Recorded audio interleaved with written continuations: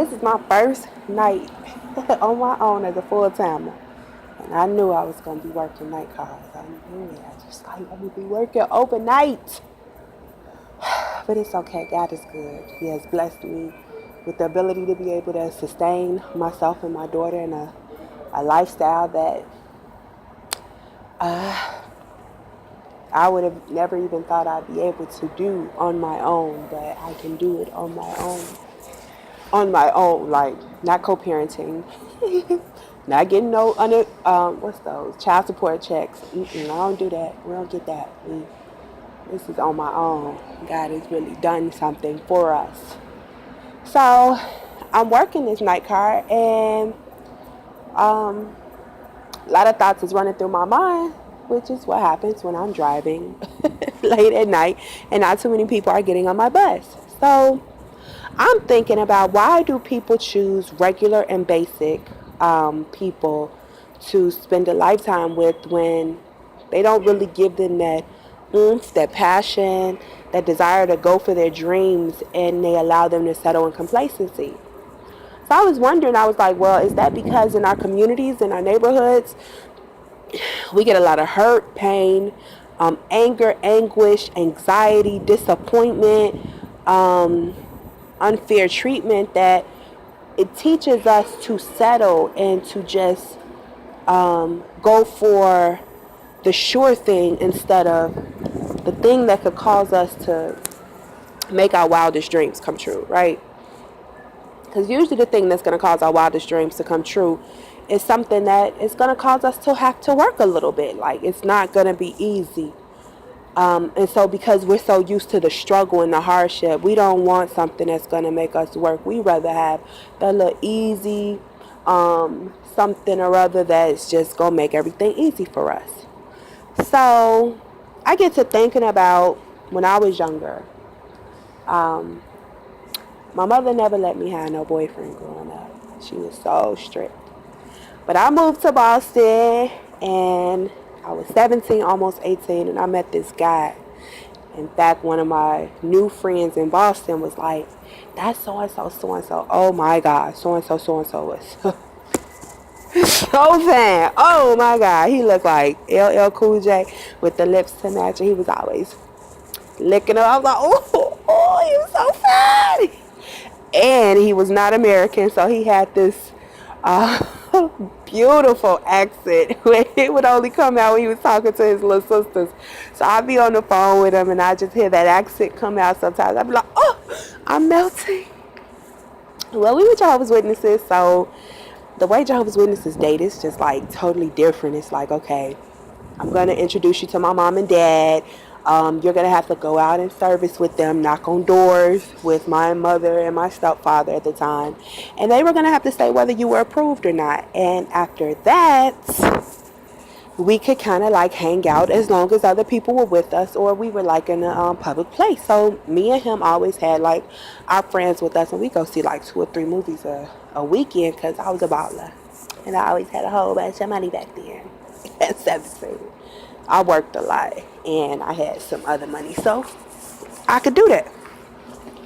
Well, anyway, he taught me something about life. I was 17. I had never been touched. I was still a virgin. 17 years old, virgin. And I didn't really know Jesus like that. And I know a lot of people, they had some babies at 17 and kind of, had to grow up fast. I didn't have to do that. I was able to enjoy my life for the first few years. And so I'm blessed because my mother explained life to me a little bit different. She was like, if you kiss a boy, you're going to get herpes. So I was like, oh, let me stay away from the boys. So I wasn't doing nothing else. Anyway, he explained some things to me about life. He was like, well, when we started getting closer and liking each other more, he was like, well, the reason, he was like, the women that you sleep with, you don't want to marry. He was like, the women you want to marry, you don't sleep with them. He was like, because I want to marry you, I'm not going to sleep with you.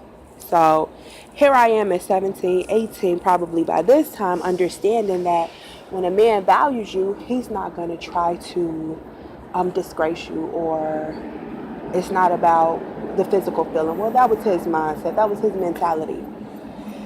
And I was 17, no, 18. I had just turned 18 by the time we started having these conversations. And I'm like, I can't get married. I want to travel. I want to finish school. I want to go to college. I want to live on campus. I want to do all this stuff. And so I was like, no, I'm not taking this safe, easy route. I'm not going to take something that's a sure thing. I need something that's going to give me excitement about life. And here I am. Later on in my life, I don't regret any decision that I've made because I've had some hard times in my life, but it has allowed me to have some things that will allow me to get closer to my dreams. Like, I have things to write about, and I have poems, and I have songs, and I've felt heartache, but I've also felt the love that came before the heartache, and it was so worth it.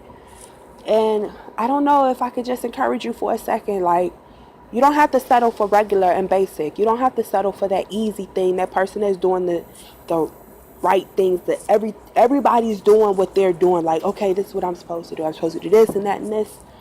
But they don't give you that click. They don't give you that spark that makes you just have this drive for life, because it's in your ability to feel that is going to allow you to touch others. And if you're dealing with somebody that's not really giving you the ability to feel, like, whether it's hurt, pain, anguish, love, happiness, sorrow, all those emotions are going to come when you're dealing with a person. It's not about not feeling pain, because if you're just numb and you're dealing with somebody and you're just numb, then it's like, okay, you're just going through the motions like a robot. And that's really what our society is training us to be now, like robotic, not have any feelings. And that's not what it's about. You have to feel in order to make other people feel. You have to have some type of passion and drive and motivation to cause other people to have that same type of passion, drive, and motivation. So you don't have to settle for the mundane.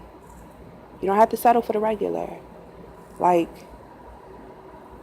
sometimes I wonder, like, how long am I going to be in this place where I'm not settling? But I've watched one of my favorite couples. They're together, they have their companionship, and it's okay, but it's so much misery, and it's so much unhappiness. And